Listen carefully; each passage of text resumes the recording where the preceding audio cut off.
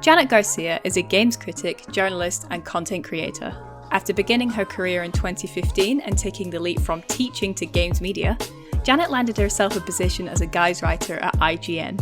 After a swift and successful stint there, Janet decided to leave the position late last year and go it alone, undertaking the trials and tribulations of becoming an independent freelancer and using Patreon to build up a network of supporters and sustain herself. Since then, she's become a regular contributor with Kind of Funny Games alongside the likes of Greg Miller and Nick Scarpino, and has amassed an impressive collection of bylines over the last few years. Janet also recently launched her own website, Pen to Pixels, and has admirable goals for the future of the site, the content, and herself. We chatted to Janet about her beginnings in games, the exact moment she decided that games media could be a substantial career choice, and her plans from here to create a diverse and exciting new destination for amazing games that otherwise might not get a spotlight. So I want to kind of just start where this all started for you. Like, how did you get into games? Yeah, I got into games like in general as a hobby when I was a kid. Like I've been playing games since I was 5. I have an older brother who's 6 years older than me, so he was probably the one that voiced an interest in games because he like knew what they were because he wasn't 5, so that helped a lot. So we started with like the SNES Junior because my parents didn't want to have us get an N64 at the time, and that came out like super at the end of that life cycle, and like when the N64 was already around. So those were the first games I played, things like Yoshi's Island, Mario games. I started off with Nintendo, and then kind of kept going with it ever since, and just kept up with the hobby. I've had years where I was less interested or more interested, but when I really decided to get into the games media side was around I want to say 2015 as just kind of a way to get back into the hobby. Like when I first delved into doing writing about games, I wasn't thinking of it as a career at all. I just thought, I love writing. I've always loved writing. I've been writing actively since I was in 7th grade. Maybe a fun way to get back into games is to write about them. So I started doing mobile game reviews, and I really liked doing that. And then I just kind of fell deeper and deeper in love with it. And eventually I decided, you know what, this is the career that I want. And then I went for that entirely. Mm-hmm. So like thinking about that, where was it where you kind of decided that you wanted to take it from just kind of a hobby thing to a career? And where did you start to kind of realize that you could do that? I decided I wanted to take it from a hobby to a career. Probably, I think I fully made the decision around 2017, 18, which is like not that long ago. Yeah. Basically, like I had been into it and I kept but I've done a lot of creative projects over the years. Like when I was in college, I had like a blog for like all 4 years that was like about my experience in college and studying education and English. And I've like done little side projects. Like at one point, me and my brother had like a hip hop blog. So I've sort of always dabbled in creative things. So to me, this was just like another thing I wanted to do that I was doing. So I started like a YouTube channel with my friend, Just Reed. It was called Bit by Bit. The channel's still up. We have like 80 videos and I really liked doing that. And then by then I was graduating college in 2016 and I'm like, maybe this could be my career instead. Like maybe this is actually what I'm most passionate about. At the time I was studying English education. So I had plans to just teach English. And I left college being like, well, I still want to like get that rep in because I spent all this time and I did love education a lot. Let me teach for a year. Maybe I can, teach in the day and then like write about games at night. And maybe conveniently the career will build up enough that I can just smoothly transition over and never go without healthcare. That was my plan. It was a bad plan for me. I've heard of people doing that. Like I'd heard stories of like people teaching and then going into games, but everything's different for different people and what you can, handle workload wise and also what you want to do. So I probably like fully settled on it in like 2017, 18 after my first year of teaching. A few months into teaching while also writing on the side, I was like, I definitely like the writing more. And I also definitely don't think I can give what I need to give as a writer and content creator while also giving so much of myself to this much more important job, admittedly, and also what was technically my job, like what was actually paying my bills. So I'm like, I can't do both of these. I know I want to do the games one. I'm going to go for it. Now, when did I know I could do it? That's an interesting question. I guess I've always, as idealistic as it sounds, I've always pretty much believed that you can do anything you want to do. But I think I didn't really start internalizing that until I was around, that like at that time, 22, 23, where it's like, okay, well, why not just go for it?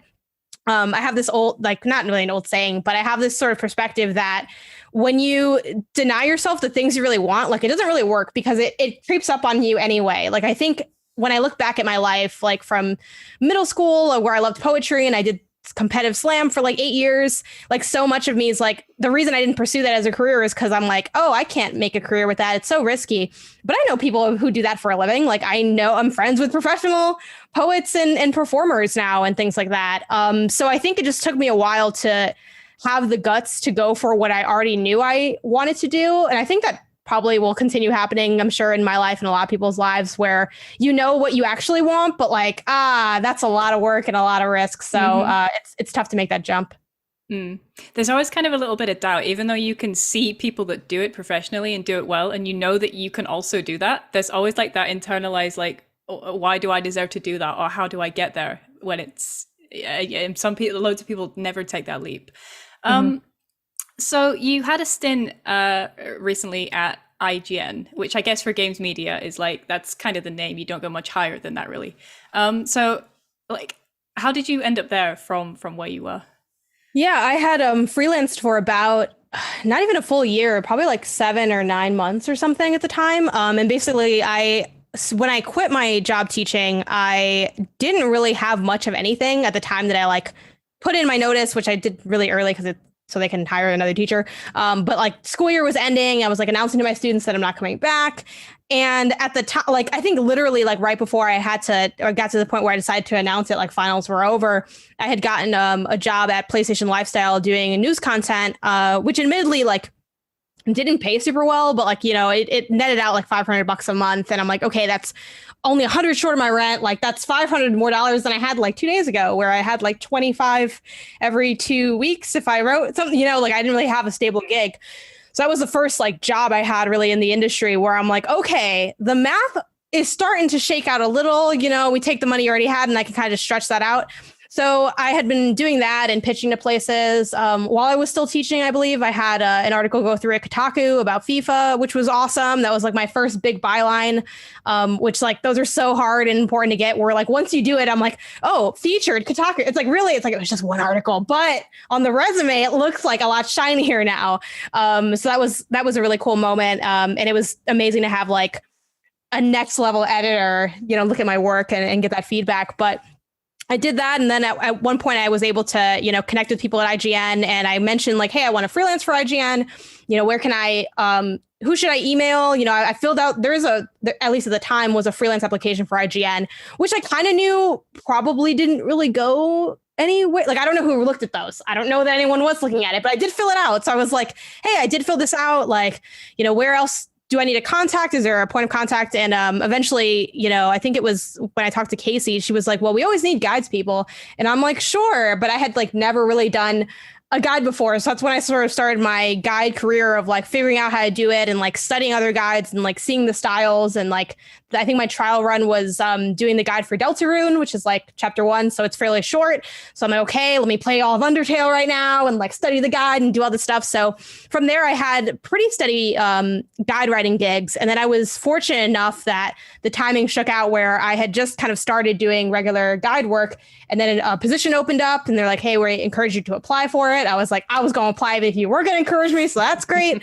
And then from there, I got picked up. So I feel very fortunate that it all sort of timed out pretty conveniently. But I also, you know, try to acknowledge that like I did do the work to like make all those things happen. But it's really hard to find like, especially lower level or entry level positions open in the industry. So, you know, I jumped at that. That was like the outlet I wanted to write for most. So that's what I did. Perfect. It sounds like you moved so fast while you were going through all of that, and it can be a little bit overwhelming to kind of register that all that's happening to you. So that's super cool. So I know that you left IGN at the back end of last year to, I recall, to go freelance, and I can imagine that was quite a tough decision to do that because, like you said, you kind of have that safety net with an outlet that you don't have with freelance. So what were your thoughts and your kind of struggles when you decided to do that? Yeah. One thing I really ran into, probably even just like a year into, my time at IGN was trying to figure out like what I really want to do with my career, which you could argue I still don't fully know. Like I have an idea and I'm going with that idea now of like, I want to build my own thing now. And that's why I haven't applied to like other outlets and I'm not at another outlet.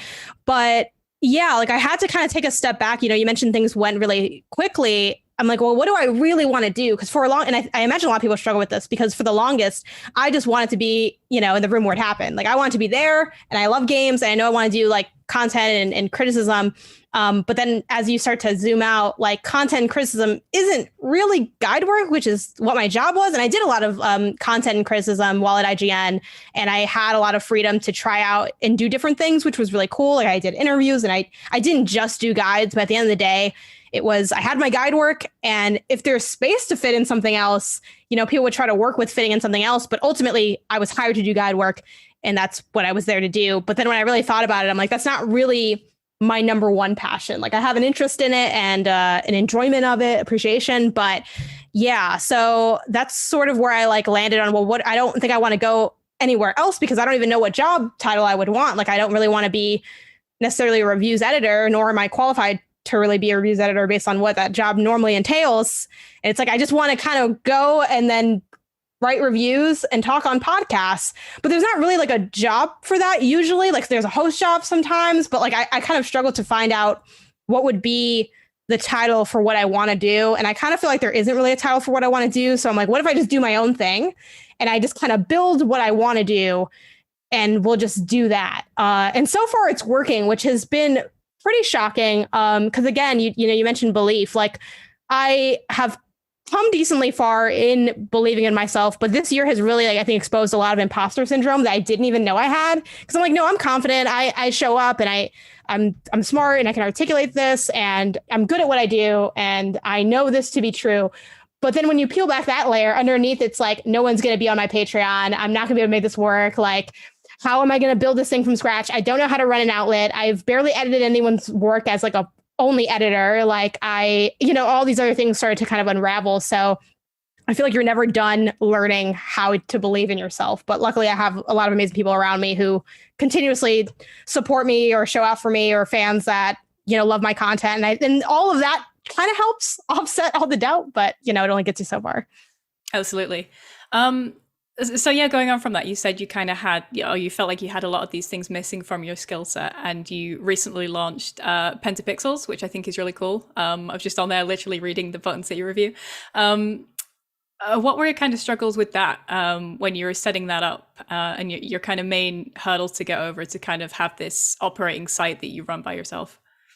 I think mostly just all of the things I need to get off the ground and all the things that I like still haven't gotten off the ground, and being a little overwhelmed by like how much there is to do, and then struggling to figure out what direction exactly I want to go in. And I think a lot of that stuff is still very much in progress. And really my breaking point with Pentapixels, because at first it was called, I think like gamingfortheculture.wordpress.com, because I didn't have a unique URL yet. And I'm like, let me just start writing. Like I'm a big believer in like, just start doing the thing you want to do and then polish it up later. But I had kind of hit a standstill where, I made the WordPress site. I've made 1 million WordPress sites at this point and blogs. I'm like, cool, this is it. I'm going to write a quick intro post and then do a review. And I had done like 1 or 2 things on there before like the official launch of it as Pentapixels. But that's as far as I'd gotten. And I'm like, you know what? I'm tired of this fake URL, this .wordpress. I need to get the real one, but Game for the Culture was taken. So I'm like, I need to rebrand it. And also this name wasn't even like that good because I came up with it like in the dead of night. So I was talking to my boyfriend, Isaiah, who's like, he's a web developer and he's like dabbling in games now. He also used to do software engineering at IGN and now he's independent.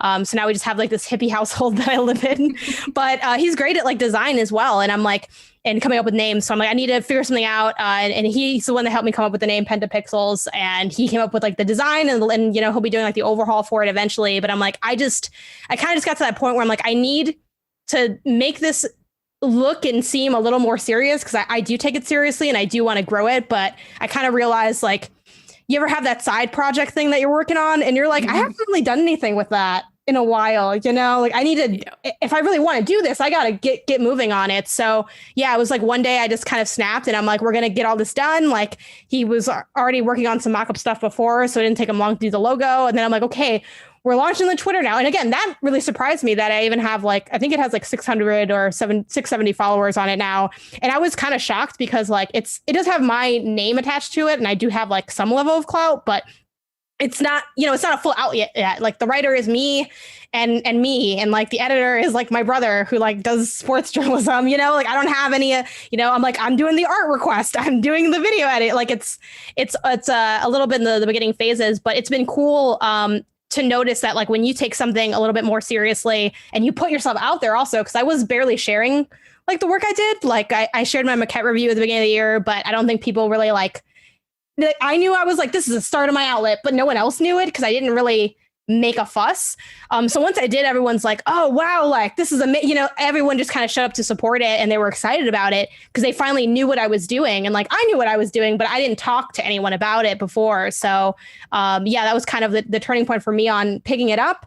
Next steps are just sitting and thinking about like, what is my ideal in the next like year or so? And then how am I going to get funding? And then what I want my like pay scales to be, because I really want to pay people a not horrible rate. I spent a lot of my career getting paid horrible rates. And I don't want to do that. I've had a lot of people offer to write for free and I'm like, no, thank you. But also I'm like, oh man, it's just so much of the industry is unraveling in front of me from just having started this project. And at the end of the day, I'm hoping to just make a positive impact, creating a space where I can pay writers a decent-ish wage to do some reviews. I can grow as an editor and we can like just highlight some good games and maybe I can make, my dream is to make the space that I wish existed, like a space that has diverse voices covering topics and games that maybe not a lot of people care about in terms of like SEO juice. And maybe it's not generating a lot of ad revenue, but we have some type of funding that makes it okay. And we can just do our weird art and have that just be a place where you can also get paid decently.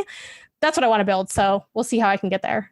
That sounds honestly great. It's super exciting to just kind of have an outlet like that where you can just cover all the weird, nice shit that you like to see. And also, pay people properly and pay the right kind of people properly and give people those opportunities. That's something that I find is really important. So you were saying a while back that you wanted to get into kind of like hosting and podcasting and stuff like that. And you've ended up with Kind of Funny, which is, again, one of those, big brands that is very recognizable. How did you kind of get involved with that? I think it first started probably back a little bit during my time at IGN, in the sense that that's when I got to know like Blessing and Greg more. From the outside looking in, like I always saw Kind of Funny as like, oh yeah, that's the rogue outlet that formed like off of IGN, and they like are kind of goofy and silly, and they do like, they have a very community focused vibe. Like those are the kind of buzzwords that flowed through my head with it. And I started paying attention to Kind of Funny as like someone that became a fan of the content when Blessing joined, because I was a fan of Blessing. So I was like, oh, Blessing's here? Let me check out this podcast. I'm like, oh, it's pretty good. It's a pretty good show. So I sort of got, more into that. I'm sure at one point they just invited me on. I enjoyed doing content with them. And then it just kind of picked up from there. And Greg was one of the first people I reached out to as well when in like my post IGN life. I think even before I announced it on Twitter, I'm like, hey, here's what's going on. Here's what I want to do. How do I make this? I have a Patreon that's personal for me and my like streaming and my podcast that I do, which is Game Ossis Weekly. It's like a short news roundup. I'm like, hey, here's what I want to do. Here's my draft. Like, are you down to, well, first I was like, are you down to talk to me? Because I wasn't just like, let me send you all these documents. But he's like, sure, and it was great to just have like his perspective as someone that has done that and has built something, and like being able to see someone that's, made a career in that way was huge. And then it just kind of grew from there, where I was like, oh, by the way, I'm like down to, jump onto content or do hosting. And then I did a little bit of stuff on Kind of Funny. I had appeared on a couple other things. And then Greg had approached me about, hey, like, here's what's going on in my life. I'm expecting a kid. Are you interested in doing, being a part-timer and kind of covering for that gap when I'm gone? And I'm like, yeah, totally. And, throughout the whole process as well, I was like, it's been one thing that's been kind of tough in a way is like trying to make sure I'm doing what I want to do at all times. So like a lot of people in the community have been like, oh, we'd love to see you full time. And I'm like, that could be a lot of fun. And maybe one day I would want that, because I'm open to my, perspectives changing and adapting. But for now, I'm like, okay, I want to focus on building my own thing, but also while making content with people and like picking up skills and doing collabs and just like dabbling in all these different things. So I was, pretty upfront about how I still want to do like my thing and that's my focus. And everyone's been super supportive about that, both across kind of Funny and MinnMaxx about like asking me to plug their stuff, doing cross content. It's just been a nice vibe being a part of the team. And it's been awesome just podcasting so much because that was one of my favorite things to do. And I didn't get to do it as often as I would have liked. And now it's like, if there's a week where I don't have a podcast, that's like a nice break because I'm always doing it. But it's like one of my favorite things to do. So it's been great. So I guess like thinking about the trajectory that you've had, you've kind of come through an outlet, you've come out of the outlet, and now you're kind of doing your own thing, kind of, picking the projects that you want to focus on, which I think is super cool. What advice would you give people that are kind of in a position where they're trying to make the leap and do what you're doing, but aren't sure where to start, or, they kind of don't have the lifestyle or the funds to kind of facilitate that kind of jump? What advice would you have to people looking to do that? I guess if they don't have the funds to really like make the full jump, or at least the life that supports that, because I was living with my family at the time, which I still paid rent, but having whether you have family or roommates, like having just a little something to take the pressure off, or relationships that you can count on to have your back, especially financially if it comes down to it, that's a huge privilege. So for people that don't have that, I think do what you can with what you have in as healthy of a way as possible. I think everyone in this industry or currently is overworking themselves to some degree. So I definitely warn against that. I'm a proponent of taking breaks before you need them, because like I've taken like 3 or 4, I think 3 vacations this year, or 2 vacations at least, of like just a week off. And, it's always a bummer to like leave content for like that little time. And there's always temptations of like cool stuff coming out or things I want to do. But I'm so glad I've done that, because I've seen so many other like, not to put people on blast, but like other streamers that just randomly end up taking time off because they need it, because they didn't take it before they needed it. And I'm hoping that like that'll help kind of stave off burnout. Not that I'll be immune to like needing, and I took my today off from streaming because I wanted to catch up on writing. So, being flexible, and then just being committed to what you're doing. I think like if you're out there and you're working and you're getting to know people, I think too, who are, on your level. I'm a big proponent of that. Like I know a lot of people that want to be in the industry, but they have like a very set idea of what that looks like. They're like, I want to be at this big name outlet, not really even just because of the experience, but because of the clout and the recognition. I think we'd be fooling ourselves if we didn't consider the fact that like clout plays a huge role in the industry. So I do get that, but there's so many people that are like in the mentions of every verified games person on Twitter, but they're like totally ignoring like the freelancer next to them who, they only have like 300 followers, but they're like a badass writer and they're really talented and they make a cool podcast. And maybe you can like ask, I think you can ask a lot of people for advice. And like, I'm definitely someone that's doled out advice too, but I'm like, I recommend you look for someone who's doing a version of what you want to do. So sure, maybe your end all be all is like, I want to be this staff writer at Polygon, I want to be, Ana Diaz or whatever. That's great. But who's like someone that's a few notches below in terms of career progression that's still doing something you want to do? Maybe they're just, they are part-time at their day job, and they're part-time games, or they're making all their money on games and it's not a lot of money, but they're making it work. Like, what are they doing? And kind of exploring those facets, I think, is the biggest thing. And then a quick plug to my other site, gameindustryguides.com. I have not written for it in like a year. So if you've emailed me, I'm sorry. I have not looked at that inbox in a long time. But that's a project I started because so many people have questions and I want to help everyone answer their questions, but I don't have time to write like 300 words per DM of someone who's like, how do I start? Or how do I whatever? So I started that as like taking in people's questions and answering them in long blog form. So I've just been linking people to that. So I think that's a good resource. Into the Spine, which is Diego's outlet, has a great like freelancer guide resource. So I think starting at those places and just kind of coming up with a plan. When I first started, I was only doing maybe like 1 feature a month max. And I had like my mostly weekly show. And like, that was as much as I could do, but doing that like did give me a lot, and it gave me a portfolio. So yeah, I mean, I feel like a million pieces of advice, but I think just start now, start small, and, begin getting to know people in your industry. On the back of that, is there anything that you wish you knew, like super bits of like important things that you wish you knew, like getting in, that you know now, but you wish you'd have known before you started? There's a lot of really small outlets that are fantastic, both in the content they put out and in the way they can foster writers. I will say sometimes those don't have like recurring roles in the same way of like maybe you're looking for like a steady check of like a couple $100 instead of like one feature of like 70 or something. But try as much as you can to explore different outlets in terms when it comes to pay, because I do think that historically I've taken some really low paying jobs that I probably like maybe shouldn't have taken, or that I stood at too long. Right. I think you want to make sure that you're getting maybe not necessarily more out of an outlet than you're giving them, but that is close to like a 60-40 in one of those directions, whether they're giving a little bit more, you're giving a little bit more, but they should be giving a decent amount. You should feel like you're growing and progressing.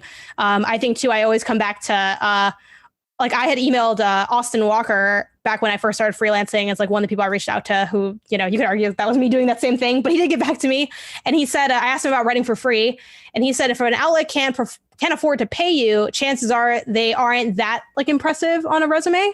And I'm like, yeah, that's really true. And how, because most people that are like good editors and things, they're going to be like compensating in some level. Other outlets too are like owned by like, this is very like meta, I feel like, but they're owned by like really big companies. So I think maybe just being a little bit more selective in a way. I know that's like people are hesitant of that when they're just starting because they feel like I'm a nobody. So who's going to pay me? But also if no one's going to pay you, do it for yourself. Unless like if you team up with like a really fantastic editor, but again, what are the odds of you finding they're an amazing editor with an amazing opportunity, but the opportunity comes with like either no money or highly underpaid and overworked? Like that's probably not usually lining up. I think to explore your options. I did Patreon before this. Like I had a Patreon pre-IGN and it wasn't nearly as successful as this one, but I was still getting like $100. And again, depending on where you're living, like $100 can be kind of a lot. You know, that was like 1/6 my rent. So yeah, I think being mindful of that and not being afraid to move around to, you know, different outlets and do different things. And also try out a lot of stuff, you know, try reviews, try podcasts, try streaming. One thing, like there are so many things I've been wanting to dabble in the industry. Like I'd love to try my hand at like consulting work. Like what does that experience look like? What's it like to do a mock review? Like really look at all the different ways that there are to be in this industry. And even as you're starting out, start thinking about what you really want to do in the industry, because that question will come up eventually anyway. And it's nice to have answers to what you want to do and not just be kind of figuring out on the fly. But yeah, that'd be my biggest piece of advice. Perfect. Okay, so to round off then, let's just go straight into like manifesting. So you're in this position now where you're kind of figuring out what you want to do with your own brand. What is your end game? Like, what do you want to be doing as the big final thing? Like even in like 10 years from now, where do you see yourself? My magic wand scenario is probably that I'm like the head of Pen to Pixels, and it is an outlet that's sustained primarily not on ad revenue. We have like a huge indie pillar to our site. Like I still do want to do like the big AAA reviews and things, but I am so passionate about like all these indie games that I just don't have time to play 80 games. The other day I really realized I'm like, man, I really wish I had some level of anyone I could give these to because I can't do all these. Yeah, we're, you know, primarily have a huge like minority focus, a huge like women focus, like plenty of queer representation. Maybe there's like a like next level stuff like we can somehow pay to acquire. Can I play that? And we have like a huge slate of like disability content. Like just basically if I could form a site that's like a gaming utopia for like good criticism and good energy from a diverse team of people, that would probably be my magic wand. And then my alternative magic wand is something like real wild, like I'm president of Nintendo or some shit, like, you know, just like something with Nintendo, because that is like, you know, people ask me all the time, like, whatever go into like the games creation element, and I'm like, I don't know, maybe, like, I don't really have a passion for that now, but I'm like, man, depending on like what Nintendo has to offer, like I could see myself doing something in that realm. I think another element too is I really want to form some level of fostering like the next like generation of writers. I would love to do like a program with like high school kids where they can like start their own outlet, and we can kind of like almost like a journalism kind of club where it's like, okay, they can like someone appoints like an editor and they figure out who's doing a review and they like come up with their, like, I'd love to form something like that. Ideally like through like in Chicago, we had a program called After School Matters where it was like, you know, basically like a kind of like a summer or after school program, but the kids also got a stipend for it. So it was cool because it was like a little bit of a summer job. Something like that would be awesome to do. And then what else? I don't know. I guess in this scenario, I also have way more money because money would be nice. Yeah, why not? I have an office. We have a real office that is not a few feet from my bed. I can hire my favorite like artists in the industry to do really badass art and design, and they can make whatever like crazy stuff they want. Like, I just want to pay really talented people to do what they really want to do that they don't get to do because no one will pay them to do it. Like, what if I just gave them, I'm like, I just want to cut everyone, like everyone starts at like 100K, like just crazy stuff. Like, we all have like a really nice wage, which is actually a really low wage depending on what level of profession you're in. Again, my partner's an engineer and that ceiling is like insane. Meanwhile, I'm like, oh, if you're making 75, you're like the bourgeoisie of journalism. But yeah, that's like my semi-long-winded answer. Like, the space that I've always wanted to exist, both in content and also in the community it fosters, is what I would want to do.